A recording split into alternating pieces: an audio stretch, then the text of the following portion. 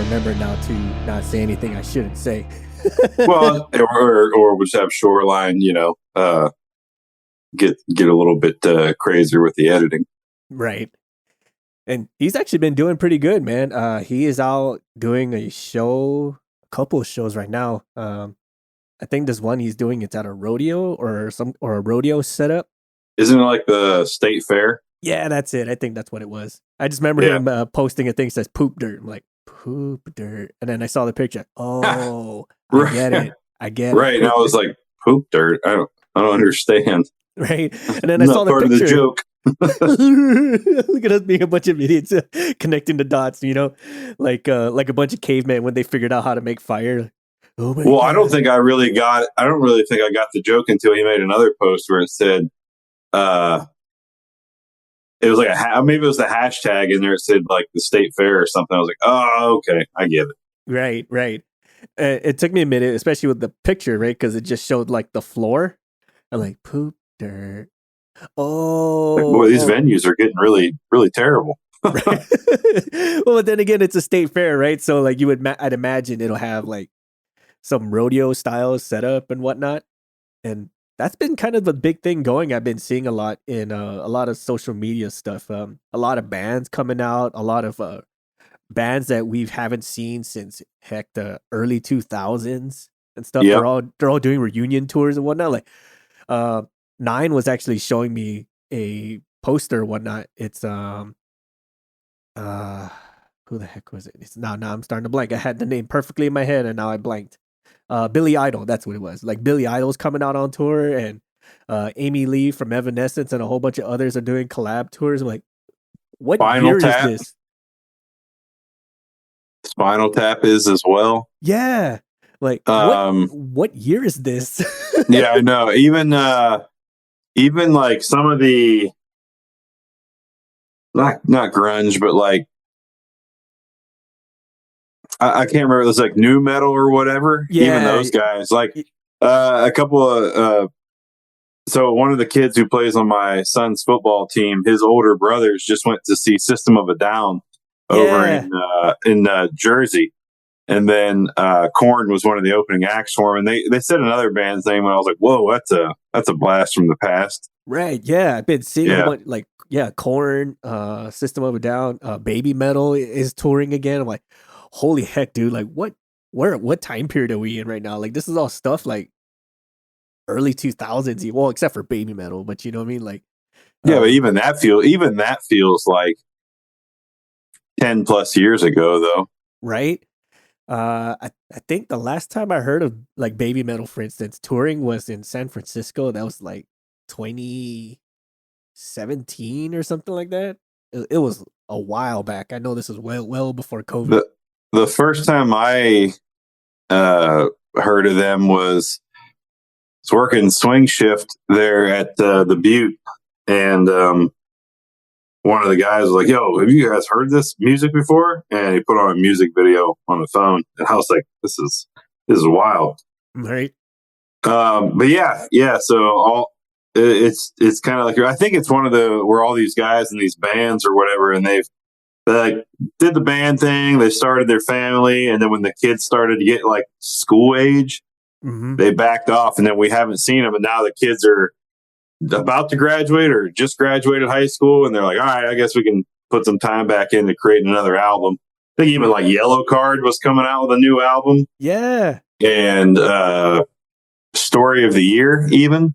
Wow. Yeah. Our Story of the Year forever. And then down at the Forum, last week was Newfound Glory. Wow. And Newfound Glory, and who was the other band? Another band from that same era was playing with them. Was it them? It might have been them. Yeah, I think it was them. It might be Bowling for Soup. They're the ones who did like Stacy's Mom. Yes. Yeah. Okay. So I think it might have been them, but yeah, it was crazy. Like they were playing it. Well, so we went to see Shakira. Nice. I don't know. I guess a month ago now, and they were advertising for them across the street at the time, and I didn't really think too much of it. And then I heard on the radio that Newfound Glory was going to be playing at the Forum. I was like, what? No way. I didn't even think they were still a band. Right. A lot of these bands, I thought they'd done broke up and did, just moved on with life kind of thing. Right. And then now you hear, oh, this, that, and the other. Like, oh my God, man, these guys are still like doing the thing, Yeah, that's what I'm saying. I think they like when they started having kids, all right, let's put it on pause and let's get them through school. And now that they're all about through school or just got through school, they're going, okay, well, they're off to college, and I've been staring at that guitar in the corner, so might as well write a new album. Right. Speaking of charts and bands and stuff, there's one band in one chart that's like number one, and the band's not even a real band. It's from a Netflix movie. It's called K-pop Demon Hunters. And the Soda Pop song or whatever it is. Yeah, dude. I even watched Novak Djokovic win like the semifinals of the U.S. Open when he finished, he did that Soda Pop dance. Yeah, on the middle of the tennis court, and then afterwards they were like, "What was that dance?" And he was like, "Oh, it's the he's Serbian, right? So he's got a heavy accent." He's like, "It's the very popular. My daughter showed it to me. K-pop Demon Hunter, I think." Yeah. And then the whole crowd was like, "Woo!" Yeah. And I was like, "What the hell is K-pop Demon?" Oh my God! I guess it's a very popular movie based on an anime or something. It's super popular, man. I think as of right now, it's Netflix's number one streamed movie. It's in a nutshell, it's about K-pop singers, and they're also demon hunters on the side. You know what I mean? Kind of like what's another band in the 80s cartoons? Like they were a band, but they're also like superheroes and shit. Josie and the Pussycats or something like that, okay, they're not superheroes, but whatever, right? So like they're K-pop singers, like Korean K-pop singers, and then they double as demon hunters. And I'm gonna tell you, man, like I watched that movie at least 3 times with my kids because it's that catchy. And that soundtrack slaps. It's everywhere, man.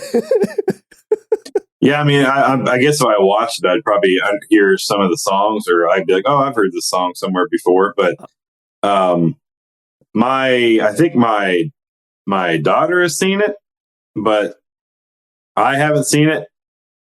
Kool-Aid's definitely not into that kind of stuff, and neither are my boys. So I don't even know if I'll ever get to see it. I hear crazy things about it, but I think my boys aren't into it just because their sister is. So sort of those, like they might enjoy it, but they're not going to admit to it, at least yet, while she says she's into it. I'm going to tell you, man, that soundtrack is extremely catchy. Like I was not even a part of it. I just watched my kids and Nine watch it. I'm like, what are you guys watching over there? Next thing you know, freaking after 3 runs of it later, the soundtrack is in my head. It's everywhere I go. Like, oh my freaking God, man. So for everyone out there who's ever watched that movie or heard that soundtrack, you know exactly what I'm talking about. That stuff takes over. And again, it's funny because it's not even a real band, but they're topping the charts on Spotify. And right. So how does that happen? Right. Right. Now, do they become a real band because they top the chart? You know what I'm saying? Like, how does that work? Usually it's a band and they top the charts. Like, yeah, look, we're back. We did this, but they're not a band. And it's like a SoundCloud rapper finally hitting right. big or something, Right. I'm assuming that they're going to get like the actual voices or because the women who sang and the dudes who sang in there aren't actual bands. I guess they just pick and chose a bunch of singers. I don't know. I'm making this up. But okay, so like were they actually K-pop singers, but they just chose from random bands? Like, what was the band that was super popular back like 5 years ago, maybe a little bit longer? Like a dude band. Well, there was a dude band, and then there was a girl band too. Let's see. I think dude band. I know it's an acronym. God, it's gonna piss me off. Like the one guy passed away, I think. Oh, yeah, I'm not sure. Because Coldplay did a song with them, with that group. Universe or something like that. Like you are my universe, and I just want to put you first. And then halfway through that song, the dude starts singing in Korean. Huh. And so we went to a Coldplay concert back at the beginning of June, and they had a RIP kind of message to him on the stage, like in the screen in the background. Mm-hmm. What the heck was the name of that band? The girls was it was Blackpink. Yeah, Blackpink, I think the was girls this. band for sure. I was gonna say it's like Blackpink, which I'm not gonna be honest, it slaps. And but anyways, for like those actresses, I believe or the singing voices anyway, like they all were K-pop singers, and then they just kind of banded them. They just kind of like, hey, you sing this part, you sing that part, and all that stuff. But since they've topped the chart, I would like, do they just like bring these actresses and like, okay, now you're this band, right? Now your band's called the Demon Hunters, right? I guess. I don't know. I don't know. I mean, but that would work. I mean, because if they're already topping a chart or topping the charts, I would say. That'd be hilarious, man. Can you imagine that? You just did it as a thing for a movie, and you know what? This hits. This is a hit. You guys are a thing now. Well, that's kind of how Spinal Tap became a band. They literally did a spoof documentary following this made up band around called Spinal Tap back in like the 80s or something like that. And that became that genre. It was a British thing, right? And it was a hilarious comedy. Ricky Gervais took that style, and that's how he created the original Office. And then when he pitched the Office to the US market, the one with Steve Carell and Rainn Wilson, and oh my gosh, who's the guy who played Jim?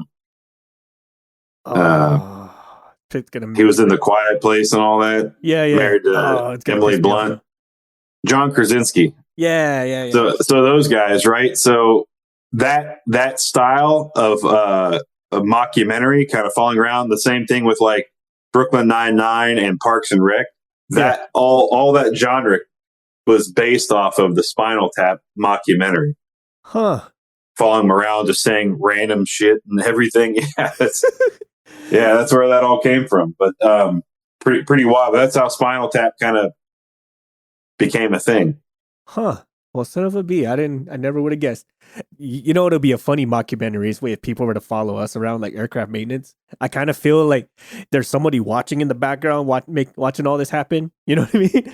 I think they'd be one of those like, man, these are some messed up individuals, or these people are mean as hell. But I can't tell if they're joking or not. That's the caveat. I don't understand. Right. Yeah, I think it'd be a great show. It'd be hilarious. Or it'd be like Ice Road. It'd be like Ice Road Truckers, or what's the Big Timber? Like those Discovery shows that are kind of almost reality shows. Yeah. Or like Dirty Jobs, but laced heavily with sarcasm. Yes. Like, man, Mike. Every episode, Mike Rose going around like, these guys are dicks. Just mocking him the whole time, like I hate you guys, I quit. Yeah. Anyway. God, come on, Mike, don't quit. Oh, dude, come on, Mike. We just barely got started. Come on, just get out here. I'll show you how to bang a rivet. Okay. Yeah, I'll show you how to bang just like I banged your mom, Mike. And then someone comes out like, hey, you can't say bang a rivet. Like, oh, hell, come on. And that's how we were canceled after one episode. Hey, how about that? Gold. Solid gold. That one episode would be freaking awesome.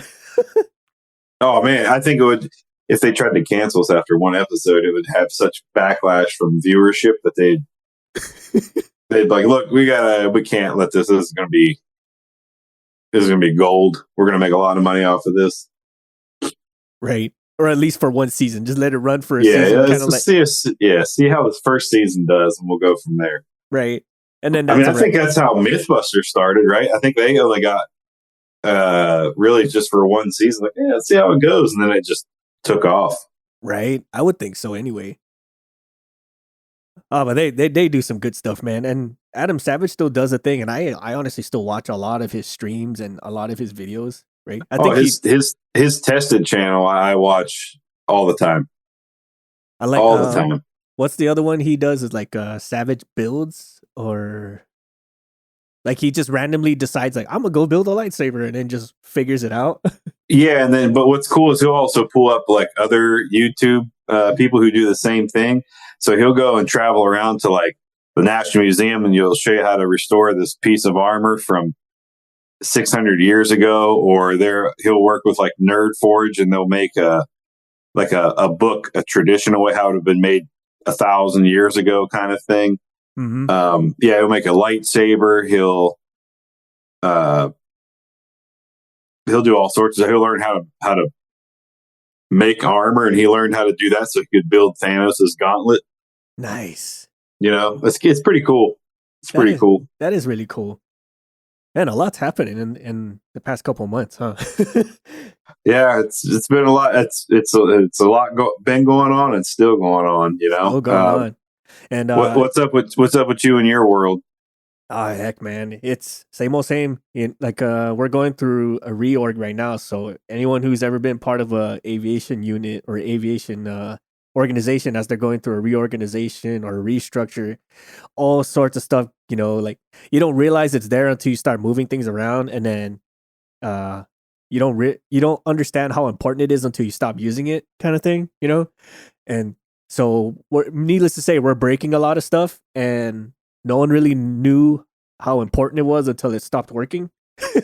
So we're scrambling. Like your processes or computer programs, or yeah, it's a whole like chain of command kind of thing. It's like a whole say like our databases for one, since we're switching from one to another. Like no one those always come with problems. Yeah, you know, like no one fully understands how to translate stuff over, and then the people who do, you know, they've moved on to do bigger, better things or whatever the case. So like trying to get a hold of them and recall their memory of how it went, you know. So it's been a learning curve and a half, and it's been a weird ride, man. It's been weird, but we're trucking through it. We're slowly trying to figure it out and redial people to where we can best accommodate and all kinds of stuff, you know, so people don't lose their freaking minds. But on the flip side to all of this, it has been giving us a little bit of time to kind of not necessarily reinvent ourselves, but more like reorient ourselves to what's really important. You know what I mean? Like reprioritization. Yeah. So like a lot of stuff, like it gives us a little bit more wiggle room. Like, do we really need to do this anymore? Or like, yes, but not really, kind of thing. So we're reorganizing our efforts to see like what actually gives us the bang for the buck versus like, well, let's just keep doing it until something tells us to stop. You know what I mean? And I'm sure everyone else out there can relate. Like you do things so routinely that you kind of forget what they're for, and you don't really do anything about it until either someone tells you to stop or something breaks. So that's kind of where we are right now. Like things are breaking and things are not, or things are moving around and we don't really know everything about it, kind of thing. On top of all this, as far as the podcast is concerned, like as of this week, actually of the week of this recording, we've actually been podcasting for about 5 years now. Holy shit, man. Oh, wow. Has it been 5 years? It's been 5 years. Some people might say, because I know at least I've been very hit and miss as of late, emphasis on the miss, but that's awesome. 5 years, man. Who would have thought? Who would have thought, man? And for those who are just joining us, we've been at this. We've been kind of doing the thing where we talk about anything and everything maintenance, from what you see in front of you to what's happening behind the scenes, stuff that we learn, stuff that people have taught onto us, stuff that we're all learning together in the process. All these in hopes so that all of you everywhere out there can not make the same mistakes as us. Right? So, yeah, I mean that's the ultimate goal, right? Is the sharing of information, passing on knowledge, to help people succeed as best they can in whatever facet of the industry, specifically maintenance wise, I guess, but really whatever facet of the industry, you want to pursue. Right. Yeah. And for those of you who are just joining us for the first time, hello, I am Six. Yep, I'm MVP. And we were talking about shoreline earlier. I just had a lip slur. Oh my god. A lip slur. A lip slur. our third man Shoreline, he is actually out. He's doing stuff with his other gig, but he's also silently remotely monitoring our audio, making sure we our faces stay fit for radio. And again, yeah, we said, like we were saying, it's been 5 years since we first started this show, and although some of our approaches might have changed a little bit, I mean, the focus has always been the same, where we talk anything and everything about both aircraft maintenance and aviation in general, and some of the stuff we talk about can apply to a lot of industries where you have what we call touch labor, where like the boots on the ground, so to speak. And we've been pretty much at every level up until middle level management. So the things we've seen has been in that slow trickle upwards. So we, not to toot our own horn here, but we've been around the block quite for a little bit. But one thing that we've been learning since doing the show is aviation is not just one thing. And it's even aircraft maintenance is not just one thing. It's such a wide net. Granted, it's a small community, but it's still a pretty wide net. Like there's a bunch of different technical aspects within aircraft maintenance alone that just touches so many different facets. Like there's commercial aviation that has its whole stint, and that's more or less what we call the crowd facing of aviation. Like that's the stuff people generally know about. And then you have stuff like general aviation, which most people hear of, but they generally don't fully understand, because general aviation is kind of like self-owned, self-taught, self-maintained kind of thing, right? And usually the people who do maintenance are the same ones flying the plane, or the same ones who own the plane, and so on and so forth. And then you get into like the nitty-gritty stuff where like you have like military planes, where like things are very closed loop, tight knit, very controlled, hidden behind security classifications and clearances and all sorts of other things. Right. And so MVP and myself, we touch based on, I'd say, about half of everything that aircraft maintenance has to offer, right? From corporate to some parts of general aviation to the military and stuff like that. So we've, just between the two of us, we covered quite a range, but like I said, there's such a wide net of this. Like there's stuff that we've never seen before. And one thing I'm starting to see a little bit more of is maintenance becoming more involved in business decisions, and whether that be in the private or DoD realm, military realm, you're starting to see a lot more of that. Like maintainers are having to get better with business acumen and becoming familiar with earned value management and budgets, and having to deal with those things directly. Absolutely. Absolutely. That's something I'm seeing a change, a little bit in the field. Which is amazing if you really think about it, because way back when we first started, maintenance was like not even like on the scope. You know what I mean? You have a seat at the table. Yeah. Yeah. Like most times, like operations or your schedulers or whatever, or your controllers or whatever your groups call it, they just make the decision and they just leave it up to maintenance to figure it out. Like, we need to have this, and this. They need to depart by this time and this time. They need to arrive here at this time and this time. I don't care what you got to do. Just make it happen. Okay. All right. I guess. Let me just go wave my magic wand at random nothing, and hopefully a plane that can fly just manifests itself out of nothing. Yeah. But what I'm seeing though now is in the business realm, is they're coming up, especially, let's say you have a TCTO or a service bulletin or whatever you got to knock out, and they'll bring in control, they'll bring in quality, maintenance, and they'll say, first thing that I'm starting to see now is, all right, maintenance, what kind of time and budget do you think it's going to take you to do this? It's almost like doing a contract build, but for each, that's another part, is you're seeing a lot more people involved, especially maintenance and contract building. But it's one of those where they're going, all right, I'm going to throw 5 guys at it per shift, and it'll take us 2.5 weeks. It'll take us 18 days to get it worked through. And then, okay, all right. And then the program manager and the finance person and whatever else comes through, and other departments put in there, here's what it's going to cost quality to inspect the work along the way, X, Y, Z. All right, great. Well, that's too much. So chisel it out one, right? And you go back and forth and say, all right, instead of 5 people per shift, I can run 3 on days, give you 2 on swings, and and mids. It's going to be, it'll be hit or miss depending on what kind of flights are going the next day.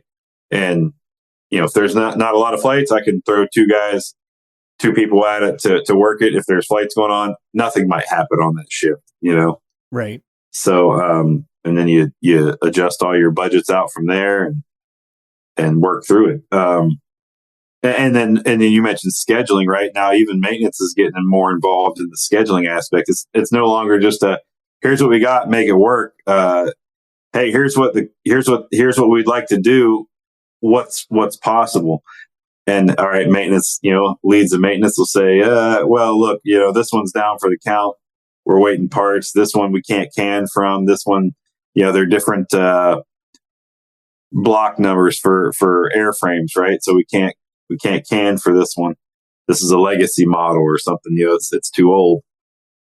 All right, great. Well, let's just go ahead and scrap the legacy idea, and we'll repitch it to whomever that we're just gonna run these two options.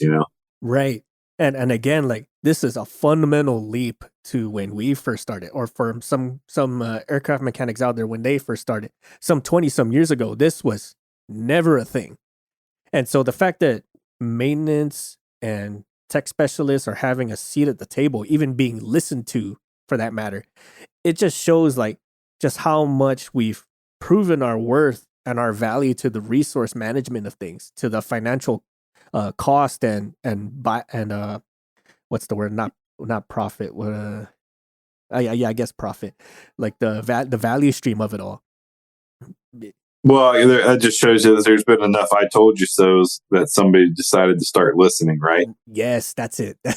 That's exactly it. And so what that means for mechanics today, and for people who are trying to come into aircraft mechanics, it's not just bang your knuckles on parts and just call it a good day. Sure, you can do that. Just let that ride for the rest of your career. But I'm gonna tell you, unless you're absolutely cool with banging your knuckles on things for the foreseeable future of your career, these are things you eventually need to get smart on. Well, and you talk about banging your knuckles for the rest of your career. I mean, you can try to do that, but usually that's going to be within the first 2 to 3 years of your career. And after that, once you start showing some fidelity and comprehension and understanding of the job, your management's going to go, all right, you're the lead now. You're somebody I can rely on. So I need you to do these things. And that's going to involve more desk work than you think it will.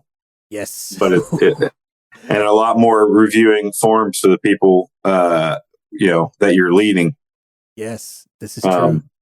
But all good, it's all good stuff. But where I was going with it is, though you may try, you probably won't be let go for too long. I know for me, if I got somebody who has some aptitude, there's somebody I'm going to lean on. So when I'm away doing other things, that's the person I want to run the show, because I know they're going to do a good job. They got pride in their work. They're not going to let anything fall through the cracks inadvertently. So, right.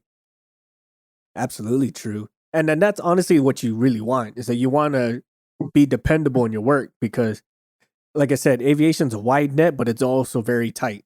Like, if your work ship or your quality of work is great, it's going to spread. if your quality of work is not so great, it's also going to spread. So you kind of determine your destiny as far as like your work ethic, how much pride you take in the things you do, how much knowledge you try to assimilate or absorb. And it's what we like about what's going on today is that your career is very much in your hands for a lot of the things that you can control. There's obviously some stuff like you can't, like some airlines cutting off routes, or such and such airlines is consolidating with such and such. Contracts get terminated, or contracts get relieved of funds, or whatever the case may be. Yes, Oh yeah. those things, yes, they still happen. They still come about, but when it comes time for that bid, when people are trying to bid for people, or bid for new work or schedules, or extra hours, or salary, whatever the case may be, it's gonna come down to a rack and stack, like this versus that. And if you're just one of those subpar, I just let the career take me where it goes kind of thing, it's not gonna be it's not gonna be that fun of a time. I'm just saying. Like, so I mean, if you're cool with that, by all means, but if you actually want to, like, pick where you want to be, or pick when you sleep, or pick how much you want to get paid, or sometimes a combination of the three, it's going to come down to you, the person, as far as navigating your career, which here on the show, we try to give as much of that as possible, bring on guests that can deliver some of that as possible, maybe give you open doors to careers that you never thought were even a thing in aviation. Like what you might find is you kind of just hit the nail on the head there with the quality. You might end up moving out of maintenance for a little while, and it might be not even your choice. It might be recommended to you by your current boss, saying, "Hey, step over here, broaden your spectrum, get this experience," and you'll do that for 1 or 2 years, and then they slide you back into maintenance, but into management at that point. Okay, now you've got the hands-on experience. Now you've got the business experience, and now you're going to take all that and add people management or people leadership to it, right? Mm-hmm. And so you'll find many of the trainings you go to aren't maintenance centric anymore. It's all on, oh my gosh, what's the training we got coming up next week where I'm at? Resource management? No, it's emotional. Oh, yeah. Managing emotions and managing emotions for yourself and your team in high stress environments. Something along those lines is what it's. I'm actually geared toward. I'm actually about to do something similar next month. It's conflict resolution, and I can't remember the thing, but the central theme is conflict. So, like, how to resolve problems within people, within your areas, and within your organization. It's pretty big stuff. And we're saying this all from the trending towards management level, which some people just absolutely don't want. They want to turn wrenches. They want to stay turning wrenches. They want to keep going until their knuckles can't do it no more. I got it. Like, that's your thing, by all means. I'm just saying, like, once you get good enough in your job, once you start to become dependable, people are gonna depend on you, right? And sometimes, and they're gonna want to depend on you to build a team of people like you. Yes, and from our standpoint, that's probably like the ultimate goal for us. Really, is we know we can't do this forever. At least myself and MVP know we can't do this forever. And you can't do it alone. Yes, So we try to pass on what we know to the next up and comers, so that time frame from new to experienced is not as long and drawn out as how we had to do it. So, I mean, you would still, you will learn at your own pace for sure, but it helps when you have some of the don't turn here kind of thing, so you don't end up making those same mistakes. I mean, feel free to make all sorts of new ones, but at least like the ones that have been common for some time are not gonna be is gonna be that much smaller of a possibility, if that makes any sort of sense.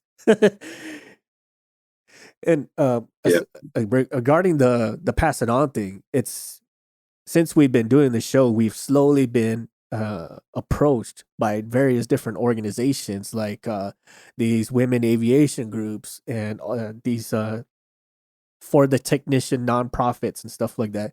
So again, not trying to toot our horn that we're becoming a big deal, but maintenance as a whole, the aircraft maintainer and stuff is slowly becoming a big deal to where it's being recognized as part of the group.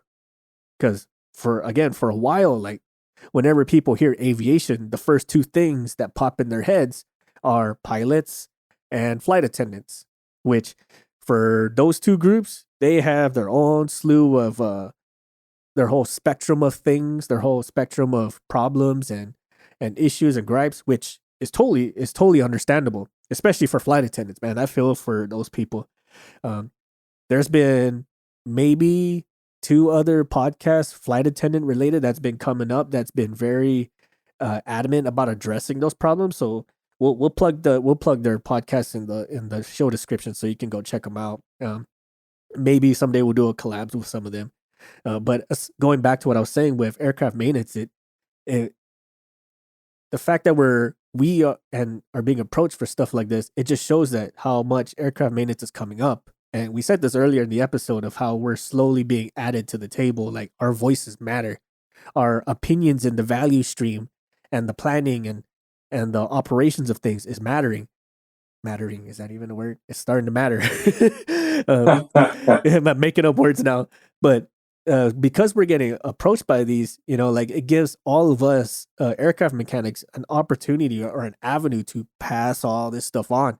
And that for all the senior techs out there who have like 12 plus years, that's something you should be doing on the reg. Like just pick a random nugget, a random new person or someone who has a little bit less experience than you and just plug stuff into their head. Like, this is how I used to do it. This is how I thought was the wrong way to do it. Sometimes this manual is a little vague, etc., etc., etc., stuff like that. Just even the other day, like someone, a general aviation mechanic, put up on their Instagram, like, "What is this part? I've never seen this before." And I saw a picture of him, like that looks totally fucked up. excuse my French, but it doesn't look right.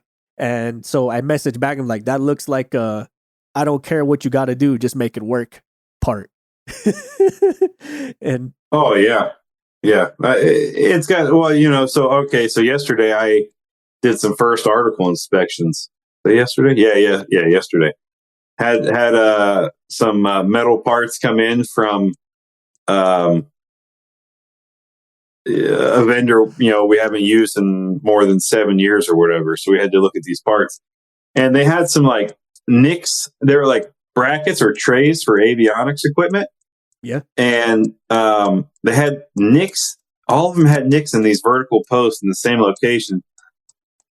And all I could come up with is it looked like whatever the manufacturer, the vendor, their tooling that they used must have had like a burr on it or something. And when it bent all these pieces of metal into these trays, it left the same mark on all of them. So, I wrote it down. Now they're very minuscule and, don't affect fit, form, or function, but I had to make a note of it. Went and got an engineer and just said, hey, just give me the nerd knowledge of approval that these are good to go and I don't need to fail them. And yeah, thumbs up, blessed them, and all that stuff, moved on. But like you said, there you do get some of those like, yeah, okay, we'll just, file it down, make it work, X, Y, Z. Mm-hmm. Okay, on some parts, but this one, you're like, this is a hydro pump, for example, and the flange is warped. Why in God's name we're going to install it? Well, it's the only one we got, and it'll take 3 more days to get another one. Yeah, but the chances of this thing breaking or leaking are extremely high. Why do we even want to press? Well, make sure it's got the O-ring on it. I got you. But what I'm saying is that when I tighten it down, this one out of 4 mount holes, the flange is bent.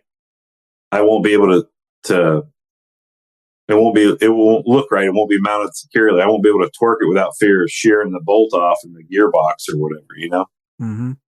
I don't know. Sorry about that ramble off there, but yeah, No, stuff like that. That's totally valid. Because again, with that one story, this was actually a starter gen, and the gear that engages into the plane that makes it turn to crank it over it looked like someone just like threw it across the road, and a bunch of cars ran it over a bunch of times. That's what it looked like. I'm like, that's not right.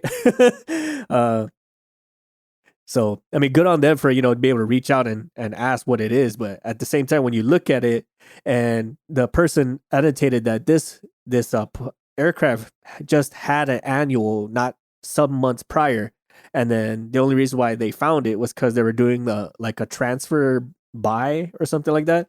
So the owner did the right thing, called a mechanic in to look at it. And then they found the first thing they saw, like, that's not right.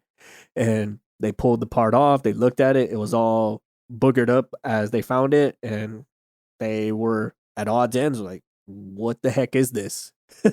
So it's what I mean, I've even seen that on a starter generator before, right? Where you get it out of the box and you're just like, man, there's an awful lot of black soot dust on this thing.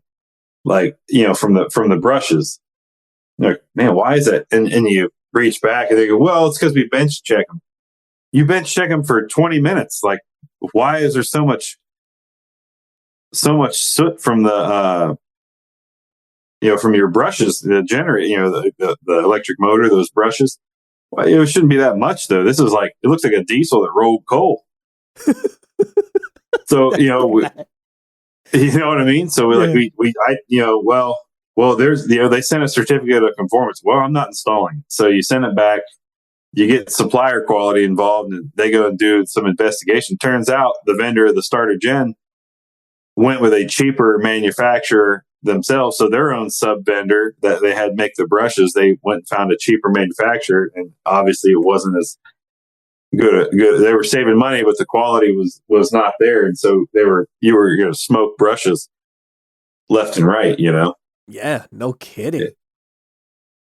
But that also highlights too, like, as far as being a mechanic, like, just because you learn stuff in school or you learn stuff in on the job training, it doesn't mean you've seen everything.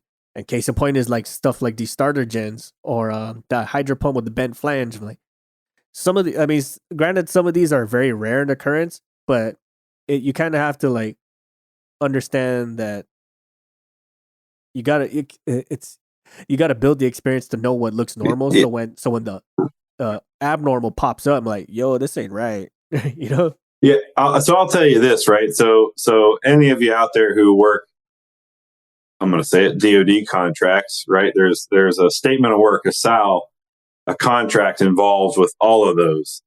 And it would be wise of you to read the contract to see what you're really required to do, what you're being paid to do. Not you per se, but like your program, your company, what you're paid by your customer to do. And I was having a conversation the other day with one of the engineers, one of the quality engineers, and they were saying that, I said, hey, these parts aren't good. What's the MRB, Material Review Board? Basically, you tag the parts, put them in a cage, they get looked at and then sent back to vendor, and investigations happen somewhere in the background. But anyhow, well, why are you looking at it? So then quality engineering takes it and does their thing, but then program management comes out and the business unit go, hey, why isn't this installed? Well, the part was bad out of the box or suspected bad. And I'm not installing it. Yeah, but how did you notice it? I looked at the part before I put it. No. We're not on contract to do receiving inspections. What? Why? We're not on contract to do receiving inspections. So go get that part back and install it. I can't in good conscience do that.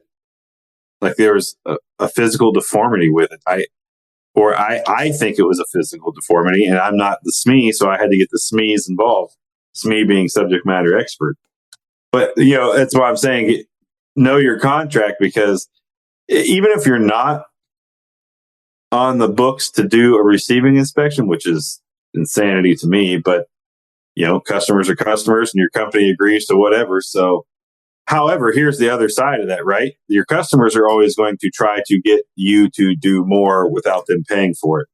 Mm-hmm. It's in every business. You do that with your own car when you try to go get maintenance. You look for a lesser expensive part at AutoZone or whatever. Yes. So from a business side, I understand them trying to save money and the company, wanting to keep a customer happy, so they agree to these certain things. Now, here's where it comes back to bite you, right? Everything's fine as long as the parts ship good, but the one time you have that one and you send it and you kick it back, right? And that starts the chain of events, and you get program management come down and install. We're not on the books to do that. Okay. But here's the other side of it. Okay, I go and install that because program management said. And the next flight, you cancel the flight due to a failure, right? A maintenance fail, or it has to RTB, return to base early, because it's got it threw a caution light in flight. And you impound, you do your investigation, and come to find out that the part installed was the cause of that.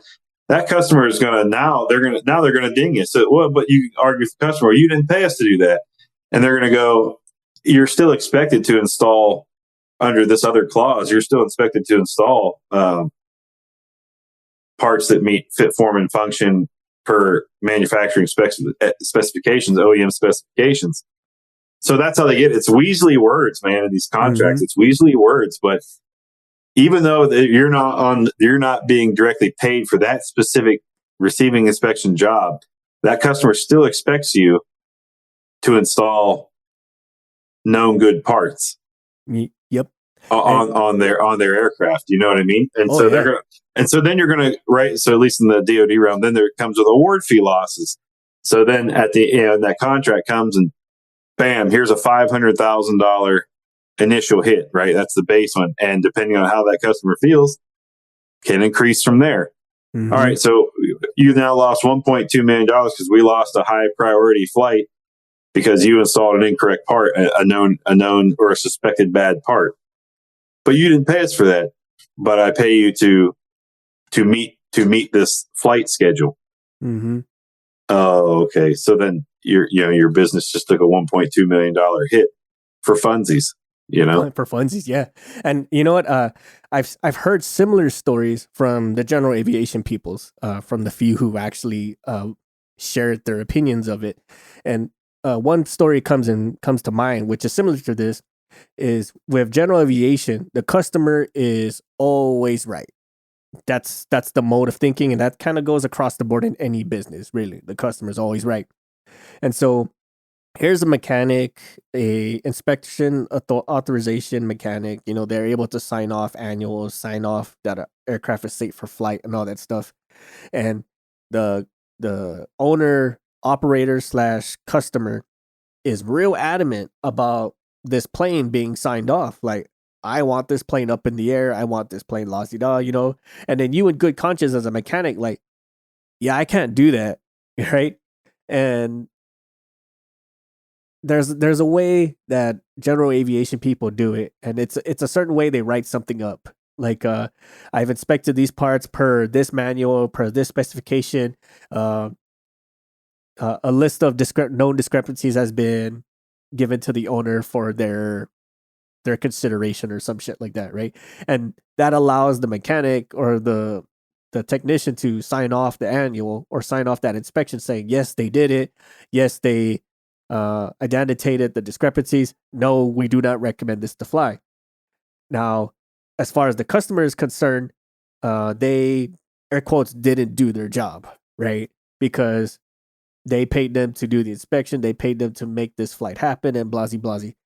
But from the mechanic standpoint, they're making sure they're following their regulations, right? And then per theirs, the aircraft can't fly for this many reasons. And so they kind of wrote themselves out, kind of using that similar language where, like, yes, I did the inspection and that's all you paid me to do. And here's your discrepancies of why I'm telling you this thing cannot fly, right? And then that's up to the owner whether they want to just say, fuck it, we ball, or what do I gotta do to fix it, right? And that's kind of like the teetering act that we have to do as mechanics is like, well, do I ground it for safety concerns because I know it? Yes, air quotes, it's within limits, but it's trending towards the negative in a really bad way, or I know it's bad, I know it's wrong, but we're technically not supposed to look at it.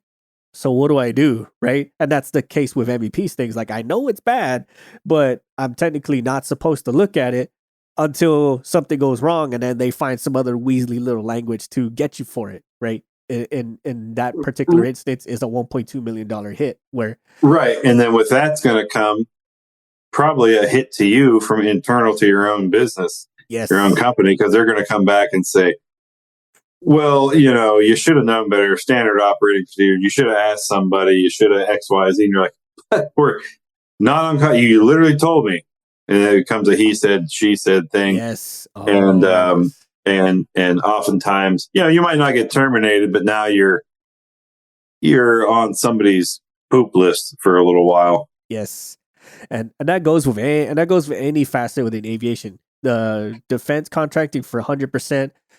Commercial, absolutely. General aviation depends really on who the owner operator is, but for sure the major air quotes customer facing organizations within aviation, like say the contracting, corporate 100%, or commercial, like with passenger airlines. Those kind of things really do blacklist you or put you on somebody's I hate you list. Right. Well, and that could be your own customers, right? Because in the corporate and the air taxis, if you will, your commercial aviation. Mm-hmm. I mean, you get to the court of public opinion. Yes. At that point, right? So you have a couple of negative things happen.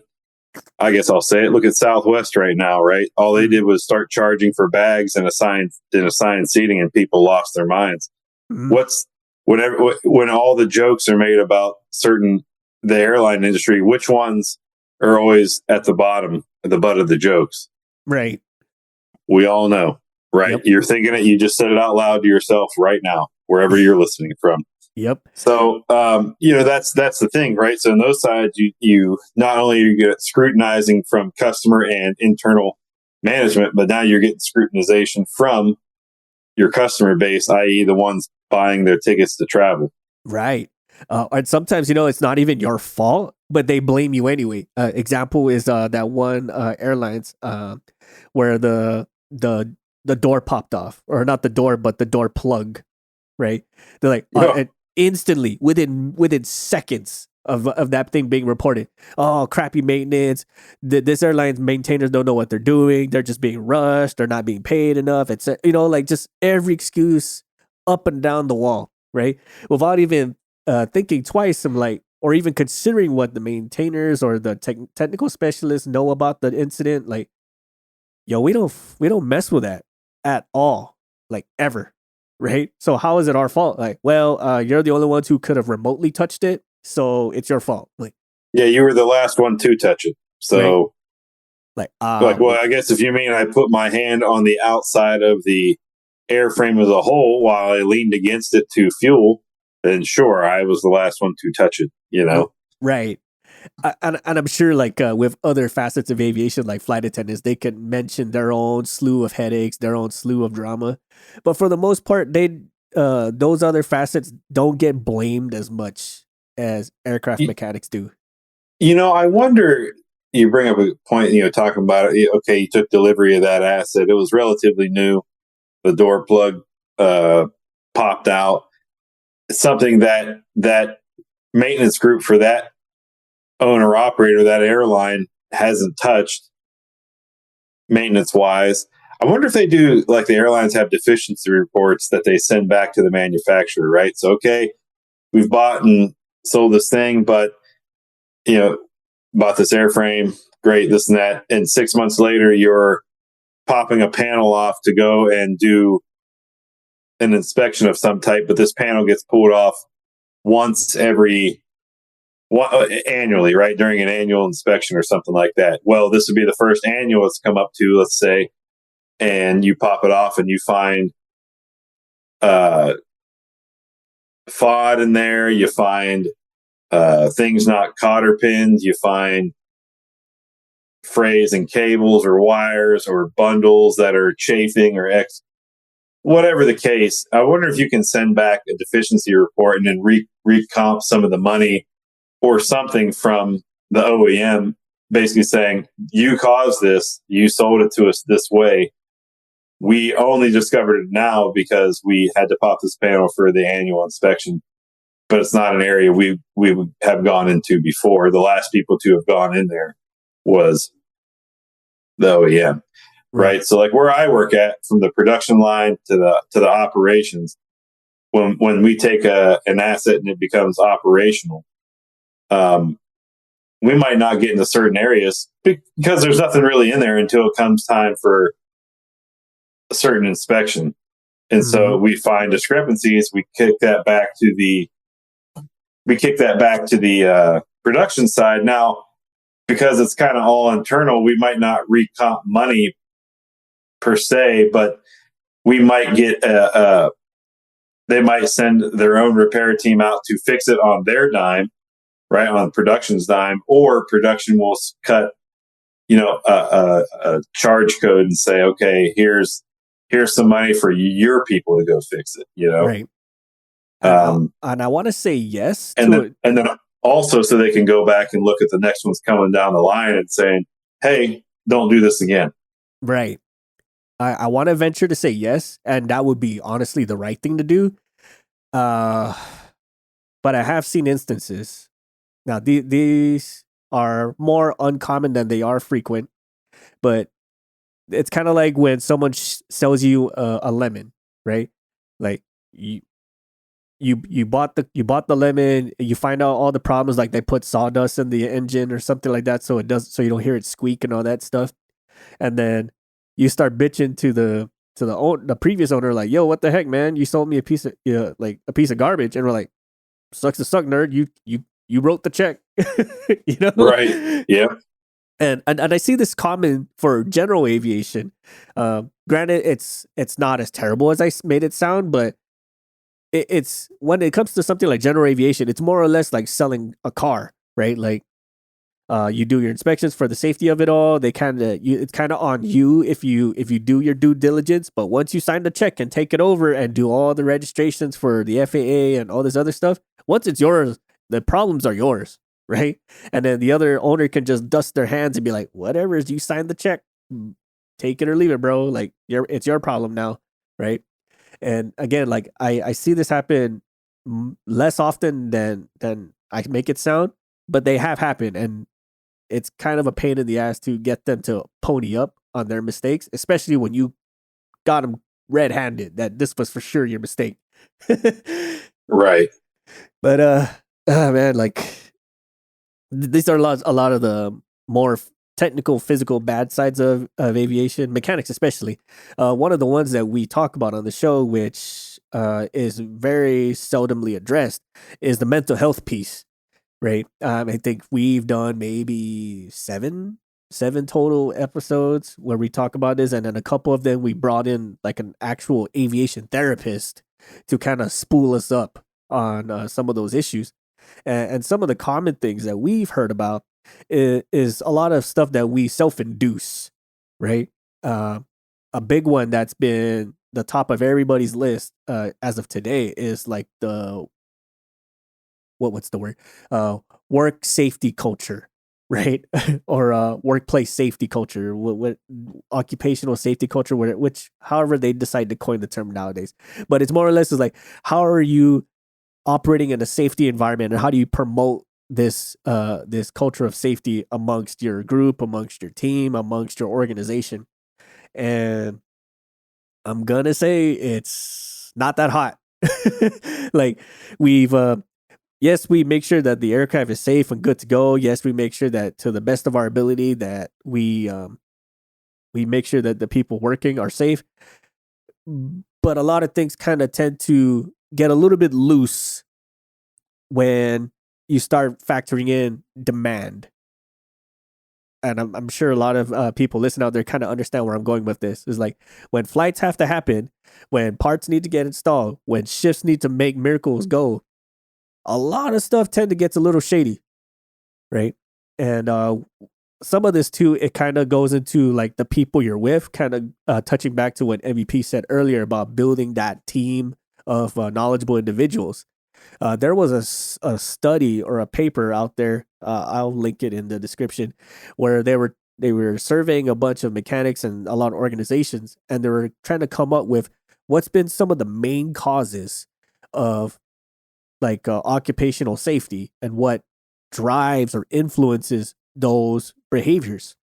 And funny enough, one of the top ones, probably if not the top one, was training and competence.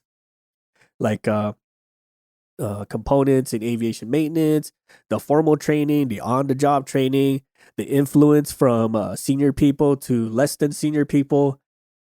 It all matters, right? And so, like, if your senior individuals are a little bit more lax, they kind of lackadaisical, they're kind of carefree and aloof, so to speak, it's gonna trickle down. And we've all been guilty of that at some point, where we've get to such a level that we start to get a little too comfortable with how things operate. Like we've grown a little numb to some of the stupidity that goes around in certain aspects of work, right? Mm-hmm. Like we know some things are going to happen because some people just have too tight of a tolerance on things, right? Like I expect things to be done 20 minutes early. I expect you to be at work 15 minutes early, et cetera, et cetera, et cetera. And then so you get conditioned into this realm where, like, you know, like there's a tight tolerance, but no one kind of pushes it enough. And so when all this stuff trickles down, it bleeds off over to like everybody else. And it's kind of like one bad fruit spoils another kind of thing. And once we have like all these potential pitfalls, all these different mindsets, and they all negatively add up, that's when some of the safety starts to take a slip, right? Like say rushing to with gear you're not supposed to, or going a little bit faster beyond your skill set, or you know what I mean, like you're bypassing a few checkpoints because you want to air quotes make time or beat time or some stuff like that, right? Which sadly we've been guilty of too. And in some cases it kind of warrants depending on the criticality of things. And this is trending more towards the military DoD side of things, where like if this plane doesn't fly, people are gonna get hurt, right? Or if this plane doesn't fly, then that fire is gonna burn through like 50 acres of houses or something like that, right? Those kind of instances that matters. But like say if you're in a little bit more of a slow environment, like say corporate or general aviation, it's not that serious, right? But at the end, like how you understand your job and how you're being taught how to understand that job, it all matters as far as keeping everyone in the loop regarding safety. And the second biggest one, which MVP and I have talked to about already, is the management piece, right? If you've never believed in this, you're probably not going to believe it now, but manager buy-in is probably one of the most important drivers as far as making safe decisions, as MVP and I can attest. Right. Like, go ahead. Sorry. Well, so I'm gonna bring up the contract again, right? So using where I am currently at,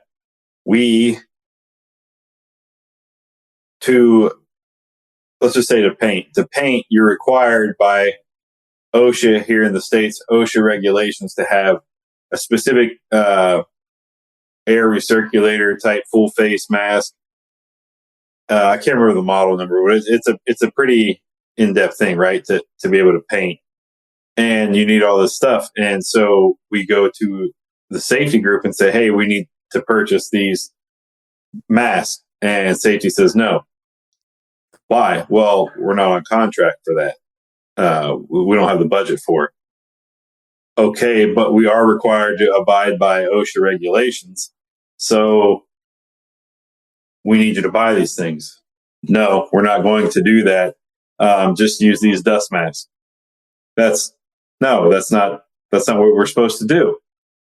Right. And so, and they say, well, it just gets stuck in this loop, right? Well, okay, tell the customer they have to pay for it. The customer said, no, they're not paying for it. Then we're not paying for it. But we're supposed to abide by OSHA regulations, but we don't have the money to do that. Right. That's part of the business that you eat out of your overhead, is complying with safety regulations for your people. So anyways, what's ended up happening is that a lot of the maintainers, at least the ones certified to paint, go and buy their own stuff. Mm-hmm. And they say, man, why are you spending your own money? And the guy's like, look, it's either that or I get lung cancer or worse from, breathing in fumes from lack of safety. I'd rather spend my own money to ensure that my lungs stay healthy. And I get that, because I would do the same thing. I'm like, all right, if they're not going to look out for me, but there it comes back to that culture of safety. Like, these motherfuckers don't give two shits about my safety. Mm-hmm. They tell me to wear a dust mask to breathe this highly toxic, look, it says right here in the can, highly toxic, cancer corrosive causing paint. Like, what? So you get into those things. I know some places don't make you wear safety toes and others do. And I've worked in both, and I can, I liked it when I didn't have to wear, I'll be honest with you, didn't have to wear safety toes. So it's kind of weird, some of the stuff they enforce, but won't abide by on that side. So again, just, know your environment, know what's available to you, what should be available to you, and know that you might have to spend some of your own money for your safety. Now you could say, well, the hell with that, I'll sue them. Yeah, that conversation did come up where I'm at too. Okay, well, the legal ramifications if somebody gets sick and sues. And from the legal department, right, the lawyers, they said, yeah, but we think that risk is low enough, we're willing to take the risk. Okay. Or it's one of those like, yeah, okay, somebody might sue. We got some funds to pay them out of pocket, out of court, settle out of court with. Cool. All right. Like, and that's the reality of business in America. What's that Childish Gambino song? This is America. Don't get caught slipping,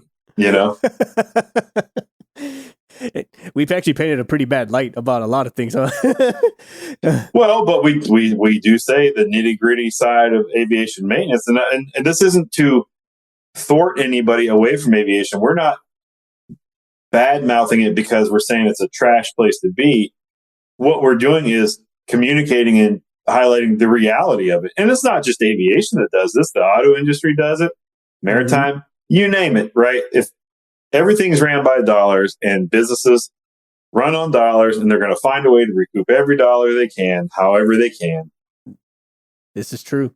Whether that's ordering less than, adequate brushes from a less than reputable vendor, but they were 25 cents cheaper on the batch. So, for your starter generators, right? What I'm saying, we're telling you this for your own safety. So when you're out there walking around and you might be thinking like, I feel like there's probably something I should be wearing before I go and spray paint, or before I go and grind, sand down the edges of this carbon fiber panel I just laid up.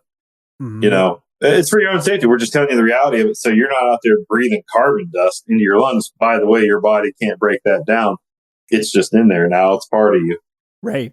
And, yeah, absolutely right. And again, like, we're telling you the wrong turns that we've seen and possibly have taken ourselves, so you don't have to make them, right? There was a time when sanding down Chrome 6 was totally okay to do in an open bay hangar. It was totally fine. But nowadays, you can't even be caught dead, or you can't even be in the same room as people working with Chromium 6 paint. Like, ever. Right. And in fact, now they're supposed to have their own separate building with adequate ventilation, i.e., cycling air and taking the exhaust out. It has to be so many CFM, rated, and XYZ things and all that stuff. So yeah, I mean, at one point in time, like Six said, you could bathe in chromium. And everyone's like, cool, it's just another day at the office. Then we get a little bit smarter. We do a little bit more, the scientists do a little bit more research, and they say, my God, this stuff is terrible for you. Forget everything you knew about it, and we got to do these things now, right? Right. So some of them will, businesses, they'll do so much. What's the minimum we can get by with? What's an alternative? What's a acceptable substitute, right? Cool. Yep. They'll do those routes, and not even to the point where it might be safety for yourself from ingesting things or from contacting things. In the DoD realm, your buildings are supposed to be, I think it's, what is it? It's 705 certified. It's like it's whatever the federal government says under that 705 certification, that your area of operation has things that are outlined within that 705. And I can tell you near next to only your most high profile federal buildings will probably have that, even though many contractors, all the contractors are required to abide by that same thing. But it would take, especially if you work in an old facility, it would take literal millions of dollars to get your facility up to that standard, which what business is going to do that? And the government's going to overlook it enough. They'll overlook it until there's a security violation, an issue, something happens, a data spill, and then they can hammer you with that award fee again. But what I'm saying is, it's not just the caustic material, fluids, hazardous waste. It can also be just the facility itself, the structure itself, right? You have to have certain entry point checkpoints, keypads, card access, all that kind of stuff. So there's lots of things that, what did we say before? No billionaire got there ethically. Yep. It's the same thing, man. There's so many rules and regulations. I know, at least for Canada and the US, they're pretty strict, pretty high. The UK is the same, And if every company went and made all of their facilities, let's just say you're an international business, right? And you go and take all of your facilities and you upgrade them to that standard, which, by the way, those standards change every year, every couple of years. Mm-hmm. I mean, you're talking tens of millions of dollars that business has to eat out of pocket. That's just not feasible. The business can't survive on that, i.e. your job, right? So yep. It's the ups and downs. It's business, man. That's how it all goes. We think about how expensive your airline ticket would be if we really had to abide by all this. Hey, I'm going to fly from LA to Phoenix. Well, how much is that going to run you? Well, only $4,500. I actually got a deal on that. Oh my God. Well, how much is it going to take to go to New York from LA? Ooh, boy. How do you feel about taking out a second mortgage? You know what? This reminds me of this one skit. I got to show you this video. It's like a interior design engineer or something like that. This is all a parody skit, by the way. And they're saying like, "Hey, I got you the plans for your new airplane and stuff." And they're like, "Okay, cool. Did you meet every single one of our specs?" Like, "Yep, sure did." But question, I don't think making all the seats 1 millimeter closer to each other is going to give you an extra row of seats. And you're like, that's not the point. What? Why the heck would you make all the seats 1 millimeter closer? I'm like, have you ever been on a long flight before? Like a long flight? Because once you're on that long flight and you're going to miss that one extra millimeter. You know who has that extra millimeter? First class. Yeah. Right. Oh, son of a... Exactly, though, but that's exactly how it is. Right. That's 100% how it is. That's funny. I laughed too hard at this. I need to find that video again and send it to you. Like, have you noticed that the aircraft, the bathrooms inside the airframes have always been small. But have you noticed recently on some of the newer models, they feel like they got smaller? Yeah. Now, but MVP, you're just a fat cow. Yeah, all right, got it. Peace to that.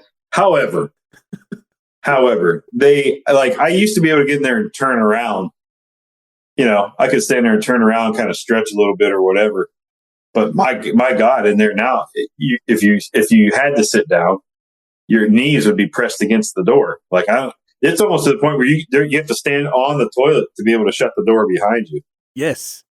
I feel it's just me. I feel like they've gotten smaller somehow. And I was talking to some other folks in the plane who were, petite, right? People sitting next to me. And they're like, yeah, man, they feel like they.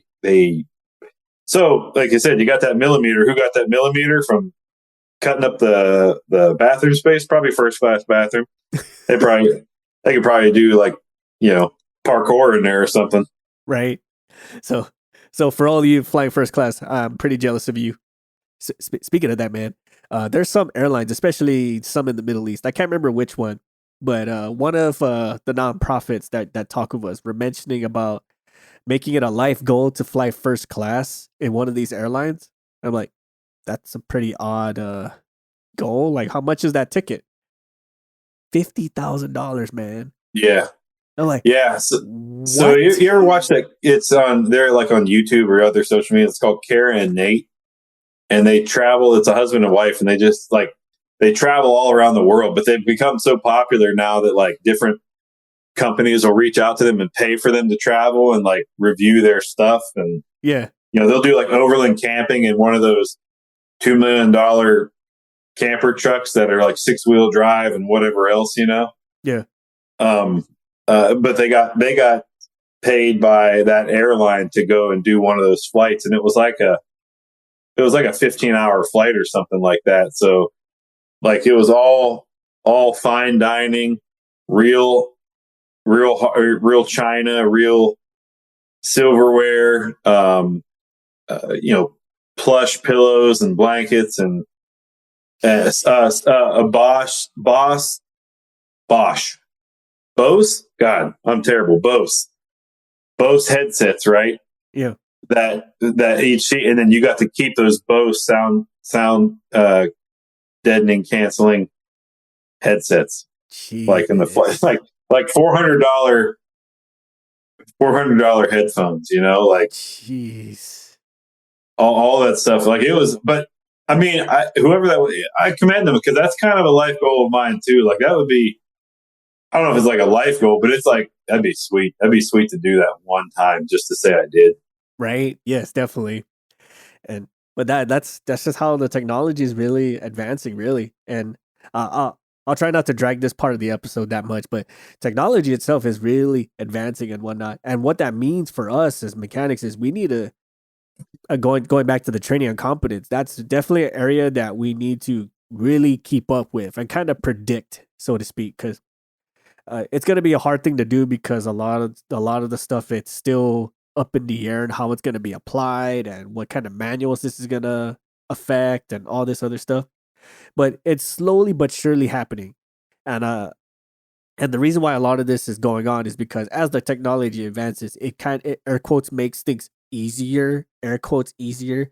Like the plane can diagnose itself, the aircraft can kind of sort of fly itself.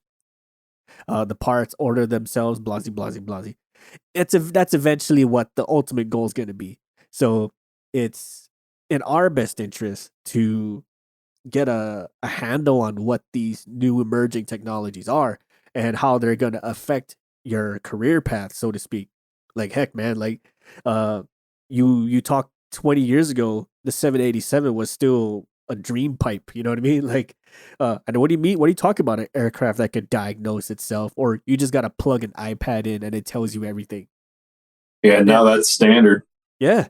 Now I still remember the day when just to load certain software onto the aircraft, you had a whole stack of CDs that you had to load I remember floppy disks. Yeah, just one at a time. And you had to do it in order, perfectly in order. And if you went out of order or if one of the downloads hangs or something like that, it dumps everything. You have to do it all over again. Like, oh God. Nowadays, heck, you just get a thumb drive. Even if a thumb drive, sometimes even like one of those little SD cards or something like that. Like the stuff you use for a camera. And just pop it in there, wait 20 minutes, and it's good to go. Like, and so far I just downloaded the aircraft's brain, so to speak. It's definitely something. So like, for those out there, if you're not part of this aviation gig yet, it does have. We've mentioned a lot of the downs throughout this episode, but there's definitely a whole lot of ups, and some of those ups is that you get to see a lot of innovative stuff like happening in real time, because aviation is just the place where it's the most likely for it to happen versus like say computer engineers and stuff like that.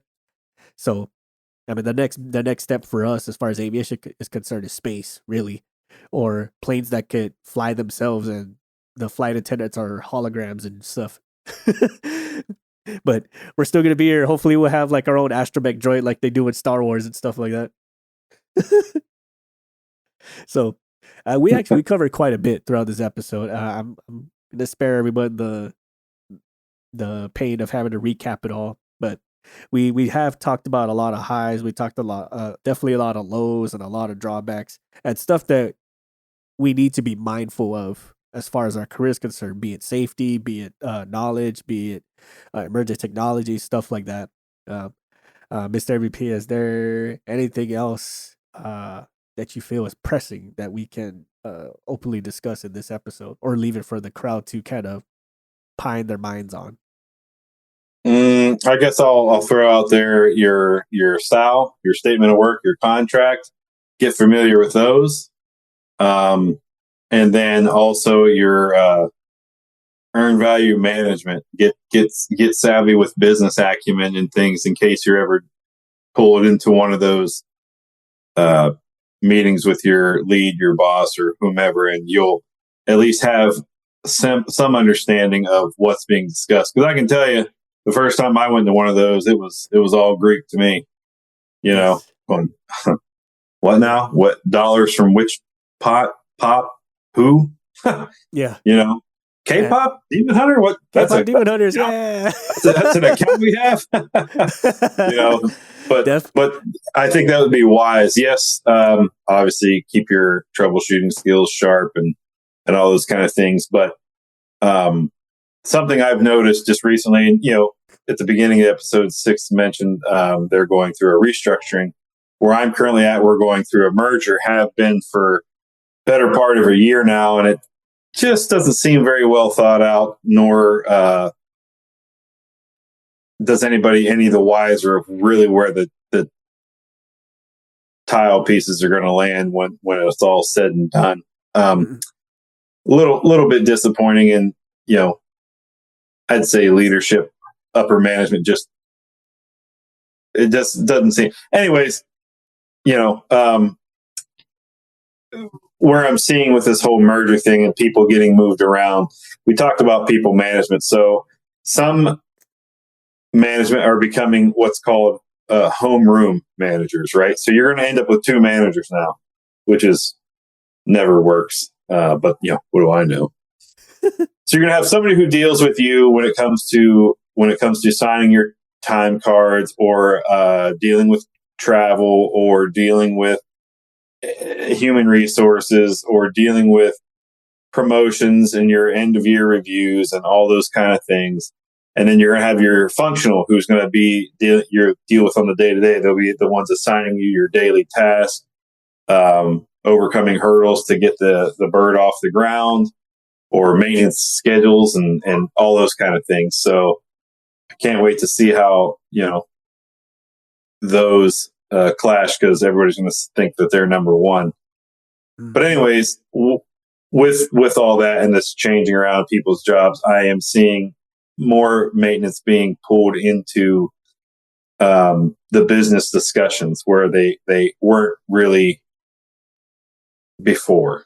So I think it would be wise and pertinent for for all of you. I'm not saying go out and become an accountant, but just, learn, like start paying it. Here's a good idea. Start paying attention a little bit at work. Ask your boss, hey, what's our budget look like, for maintenance? Does what else comes out of that budget, and just kind of banter back and forth with them a little bit. It shows your interest, but you're also learning at the same time. And then you can fill in for them if and when they can't make that meeting that day, That's the next step I see, at least in my own area of operation at the moment. That's very absolutely true. And speaking of the contracts, this is for the union people out there, because there's a whole slew of people out there in unions, especially if you're in commercial. If you're in a union, you're in a bargaining organization, know your contracts, not just your works contract, but your specific contract that your union bought off on, because that tells you what your rights are, that tells you what you're entitled to, that tells you what sort of things you're allowed to do, what things you're not allowed to do, et cetera, et cetera, et cetera. So, and the reason why I say this is because like a lot of people, like, they go about doing things and they feel like they're good to go, and then come to find out they violated some part of their bargaining agreement or whatever the case may be, or they missed their hours to bid for certain stuff, et cetera, et cetera, et cetera. It turns into a hot heaping mess, and then if this ultimately has to turn into some kind of arbitration, if you don't understand your contracts, your rights, your whole union setup, it's you that's going to be asked out, and your organization can only do so much to catch you. So, and sometimes or another, like they'll actually bail you out of stuff and you didn't even know you were entitled to do. So, definitely read up on this every time your bargaining contract gets renewed. Look it over. At least have someone who's a little bit more savvy with it, just kind of breeze through it with you and stuff like that. But hey, let us know, what other stuff have you been hearing? What sort of stuff you've been missing? What stuff have you observed throughout 2025 and prior? And what sort of things are you seeing going to 2026 and beyond? Again, like, we're slowly trickling into a more, we're starting to penetrate a lot of spaces where we're being able to shape the future of things. Not just us in general, but aircraft mechanics as a whole. So if you have some input to all of this that can be shared throughout the whole ranging net of aircraft maintenance out there, please, by all means, share it with us. Let us know in our comments, social medias, our emails, our website, whichever is the easiest for you. The absolute best way to get a hold of us and have conversations like this, or at least give better input to us, is through our Discord channel on Patreon. We thank all our patrons for sticking with us, especially some of them who've actually been with us for the entirety of the 5 years we've been on air. Thank you all so much for your support. And if you like our show enough, please support us on Patreon. Well, on that note, hey, we appreciate you all again. We hope to see you again and last as long as, make it to 6 years, maybe even more. And hopefully we see you guys in more in-person settings, because that's ultimately one of our goals too, is to actually see all of you in person. Hopefully by the next aircraft maintenance competition or a study hall or something like that. Yeah, hopefully maybe even get around to, if you're in A&P school, maybe we can get around to your school and meet face to face, shake hands, and maybe answer some questions in person or impart some wisdom on a more personal level. Heck yeah. Please, by all means, invite us. We're more than happy to come to you. On that note, hey, thank you all again for listening, and we'll see you on the next one. Bye, everybody. Bye, everyone. We'd like to take a moment to give a heartfelt shout out to our fantastic patrons. Your unwavering support is the magic behind the show, helping us produce thrilling episodes, keep our gear in top shape, and create awesome merch just for you. With special shout outs goes to SaKonna, Eric Shaw, Daniel Liang, Mike Sherwood, Caleb Stockdale, Carm M, Dan Schubert, and Ryan Freshour. Thank you all so much for your support and patronage. If you enjoy our show, why not join our Patreon family? You'll unlock a whole slew of perks, including exclusive access to our private Discord community, special discounts, early bird access to our merch, and a front row seat to sneak peeks of our comics and other exciting projects. And if you're feeling adventurous, don't forget to strut your stuff as an aviation aficionado by visiting our store at cancelformaintenance.com. For those who appreciate a touch of class or rugged charm, check out our affiliate Rockwell Time at rockwelltime.com. Use the code CX, the number 4, MX, snag a sweet 10% off your new favorite watch. It's time to elevate your game. Got a burning topic idea or want to be a guest on our show? Drop us a line on the contact us section of our website, cancelformaintenance.com. We're all ears and we're eager to bring your ideas to life. Stay connected with us on social media. Find us on Facebook at Cancel for Maintenance or follow us on Instagram and Threads at Canx, CANX, for Maintenance Podcast. Hey, we love hearing from you. Be sure to check out our comics. We might just be the only webcomic focused on aircraft mechanics available on the Tapas app. Like, share, subscribe, and leave us your thoughts. We want to know what you all think. Thank you all for being the incredible community that you are. Your support means the absolute world to us, and we can't wait to catch you on the next episode. Until then, keep them flying.